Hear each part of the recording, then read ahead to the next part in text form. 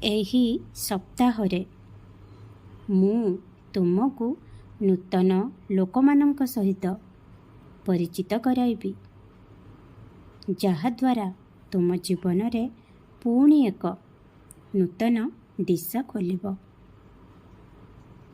ଏସବୁ ଦେଖି ତୁମେ ଆଶ୍ଚର୍ଯ୍ୟ ହୋଇଯିବ, କିନ୍ତୁ ସମସ୍ତଙ୍କ ସହ ବିନମ୍ର ରୁହ ଏବଂ ଯେଉଁ ପରିବର୍ତ୍ତନ ହେବ ତାହାକୁ ନିଜ ମନରୁ, ନିଜ ହୃଦୟରୁ ସ୍ୱୀକାର କରିବ, କିନ୍ତୁ ତାହା ସହିତ ନିଜ ପ୍ରତି ବି ଧ୍ୟାନ ଦିଅ।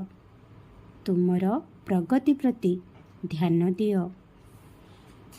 ଯାହା ବି ହେଉ ପଛେ ତାହା ପାଇଁ ନିଜ ପ୍ରଗତି ଉପରୁ ଧ୍ୟାନ ହଟାଅ ନାହିଁ କି ବିଭ୍ରାନ୍ତ ହୁଅ ନାହିଁ।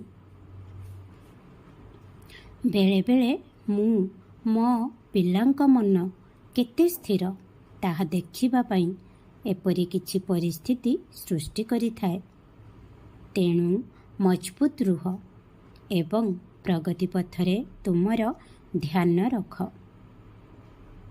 ସର୍ବଦା ନିଜର ମନକୁ ସଫା, ଶାନ୍ତ ଏବଂ ନିର୍ମଳ ରହିବା ପାଇଁ ପ୍ରାର୍ଥନା କର, ଯାହାଦ୍ୱାରା ତୁମର ମନ ସମସ୍ତ ପ୍ରକାର ନକାରାତ୍ମକ ଜିନିଷଠାରୁ ଦୂରେଇ ରହିବ। ତୁମେ ଜାଣିଛ, ପ୍ରାର୍ଥନାରେ ବହୁତ ଶକ୍ତି ଅଛି।